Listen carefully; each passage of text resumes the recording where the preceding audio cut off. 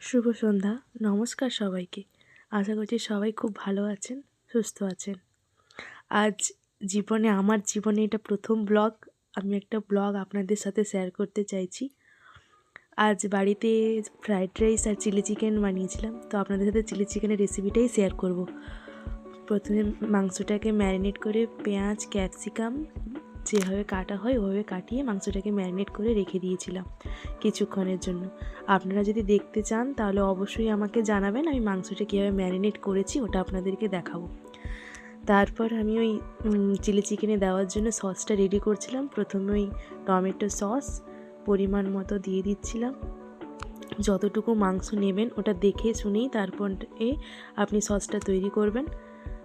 প্রথমে tomato sauce নিয়েছি, তারপরেই প্রাইমের সয়া সসটা দিচ্ছি। দেখতেই পাচ্ছেন আপনারা, সয়া সসটা একটু বুঝে শুনে দিবেন, না হলে ওতে একটু নোনতা ভাবটা থাকে, তো চিলি চিকেনটা নোনতা হয়ে যাওয়ার সম্ভাবনাটা থাকে।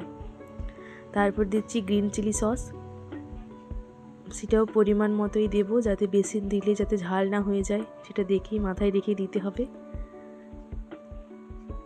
ব্যাস, এবারে এই মিশ্রণটাকে ভালো করেই মিক্সড করে নেব, যেরকম ভালোভাবে ওটা মিক্সড হয়ে যায়।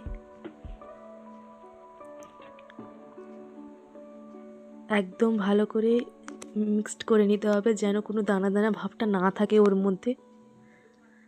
আর হয়তো একটু প্রবলেম হচ্ছে এই ভিডিওর, কারণ যেহেতু প্রথম আমি ভিডিওটা করছি এবং দিচ্ছি, আপনারা প্লিজ একটু কনসিডার করবেন। এরপর দিচ্ছি কালি মির্চ, মানে ওই গোলমরিচের গুঁড়ো, ওটাও পরিমাণ মতোই দিব এবং ভালো করে জিনিসটাকে ভালো করে মিক্সড করব, যেন কোনো দানা দানা ভাব না থাকে। না হলে ওটা বেশ দানা দানা থাকলে মিক্সটা ভালো করে না হলে তরকারির ফ্লেভারটা সেভাবে আসে না।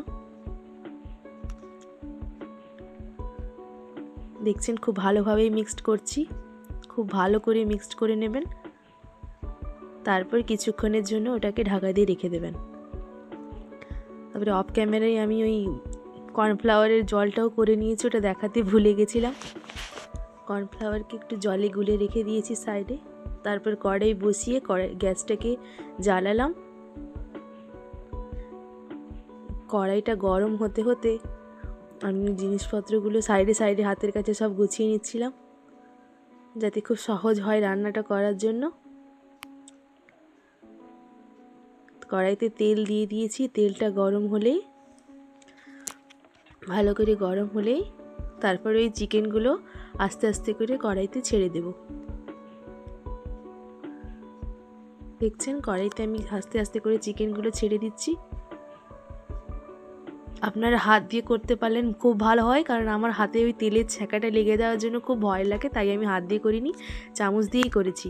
আপনারাও চামচ দিয়ে করতে পারেন, নাহলে হাতে করলেও খুব ভালো হয়। আপনাদের যেটা সুবিধা আপনারা সেটাই করতে পারেন। তারপর আর লো ফ্লেমে রেখে পুরো খুব ভালোভাবে যেন চিকেনটা সিদ্ধ হয়ে যায় সেটা দেখতে হবে। তারপর উল্টে পাল্টে লালচে করে একটু ভেজে নেব, তারপর লালচে করে ভেজেই তুলে নেব। এভাবে লালচে করে ভেজে নেব, যেন চিকেনটা ওয়েল কুক হয়ে যায় পুরো একদম খুব ভালোভাবে। এভাবে ভেজে তারপরে তুলে নিতে হবে।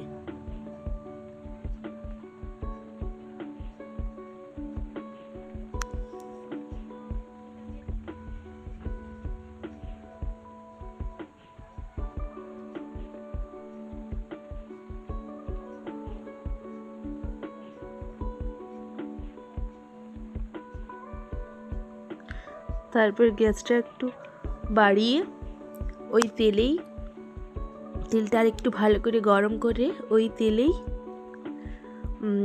আদা কুচি, রসুন কুচি সব কিছু দিয়ে দিতে, কাঁচা লঙ্কা কুচি।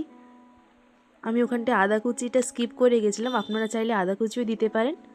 আমি রসুন কুচি আর কাঁচা লঙ্কা কুচিটা দিয়ে তেলে ছাড়বো। একটু লালচে করে ভাজা হয়ে যাওয়ার পরে অফ ক্যামেরায় আমি ওই চিকেনগুলোকেও ভালো করে বেশ করে ভেজে নিয়েছি। আর এই চিকেনগুলো জানেন তো খেতে খুব সুন্দর হয়, আপনারা একবার ট্রাই করে দেখতে পারেন, খুব ভালো লাগবে। সব কিছু হাতের কাছে গুছিয়ে নিয়েছি যাতে কোনো প্রবলেম না হয়।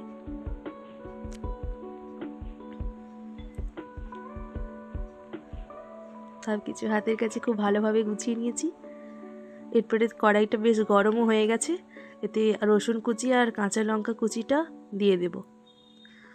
এটা খুব লালচে করে একটু ভাজবো। লালচে করে ভাজার পরে, কারণ লালচে করে না ভাজলে না রসুনগুলো যদি মুখে পড়ে ওই রসুনের গন্ধটা থেকে যায়, তাই জন্য রসুন আর কাঁচা লঙ্কাটাকে একদম লালচে করে ভাজবো।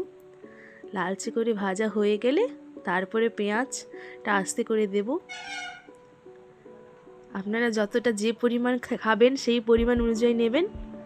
আমি এখানে ওই 250 পেঁয়াজ মতো নিয়েছিলাম। পেঁয়াজটা ফেলে দেওয়ার পরে কিছুক্ষণ ভালো করে একটু নেড়ে নেব। নাড়াচাড়া করার পরে তারপরে এই ক্যাপসিকামটাকে দিব, কারণ ক্যাপসিকামটা একটু দেরিতেই দিব, কারণ ক্যাপসিকামটা খুব তাড়াতাড়ি কুক হয়ে যায়, তাই জন্য ক্যাপসিকামটা একটু দেরি করেই দেব।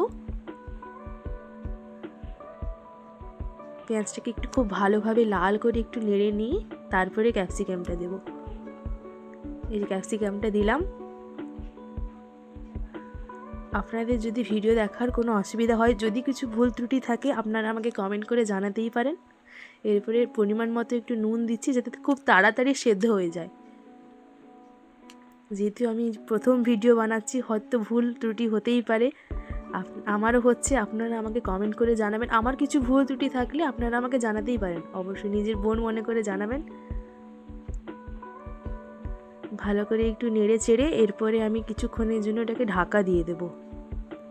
ঢাকা দিয়ে দিয়েছিলাম 10 মিনিটের জন্য। তারপরে ঢাকাটা তুলে দেখলাম খুব ভালোভাবে একটু একটু সেদ্ধ হয়ে গেছে। আর কিছুক্ষণের জন্য আরেকটু ঢাকা দিতে হতে পারে মনে হচ্ছিল। খুব ভালো করে নেড়ে চেড়ে দেখে নিলাম ঠিকঠাক আছে কিনা।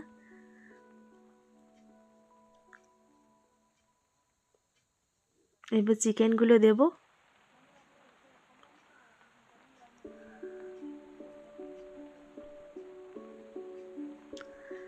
চিকেনগুলো দিয়ে খুব ভালোভাবে নেড়ে চেড়ে নেব, যেন চিকেনটা আর পেঁয়াজ ক্যাপসিকাম পুরো একসাথে মিক্সড হয়ে যায়। পুরো একদম ভালো করে মিক্সড করে নেব। ভালো করে মিক্সড করে নেওয়ার পরে ভালো করে একদম পুরো আলতো হাতে একদম ভালো করে মিক্সড করে নেব। মিক্সড হয়ে গেলে তারপর আমি ওই ক্যাপসিকামগুলোকে ভালো করে মিক্সড করব। মিক্সড করার পরে যে সসটা বানিয়েছিলাম সেই সসটাই খুব ভালোভাবে ওতে দিয়ে দেব।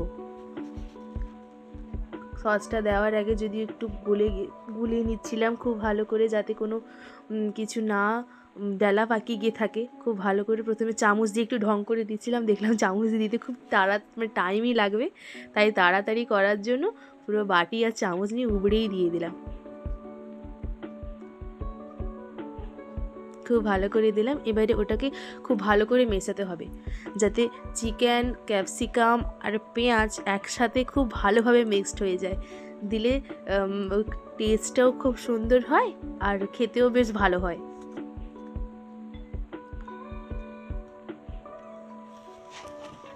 খুব ভালোভাবে মিক্সড করে নিলাম।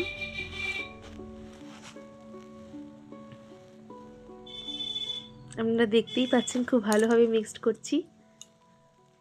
খুব ভালো করে মিক্সড করবেন, দিলে দেখবেন ওই চিকেনের ভেতরে সসগুলো বেশ সুন্দর করে ঢুকে যায় আর খেতেও খুব দুর্দান্ত হয়।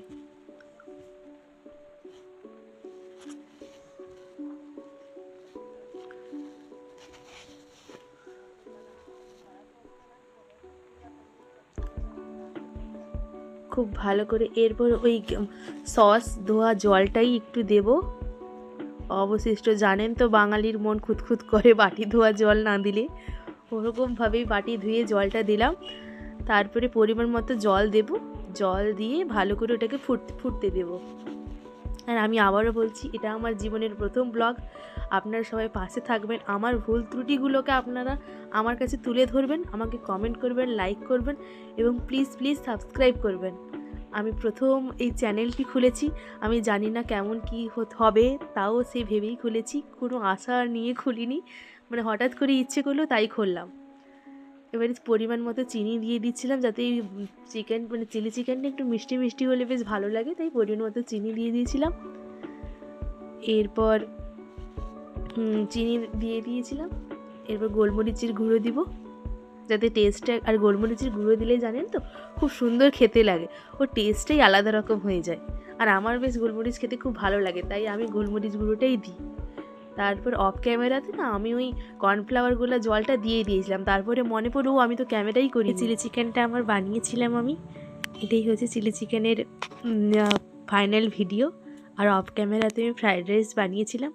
আবারও বলছি, আমার এই প্রথম ব্লগে আমার যদি কোনো ভুল ত্রুটি হয়ে থাকে আপনারা আমাকে বলবেন, কমেন্ট করবেন, খুব ভালোভাবে জানাবেন। আর আবারও মনে করিয়ে দিই, আমার প্রথম ব্লগে আপনারা please please comment, like, share এবং সাবস্ক্রাইব করবেন। এখানটায় ব্লগটি শেষ করছি। ভালো থাকবেন, সুস্থ থাকবেন।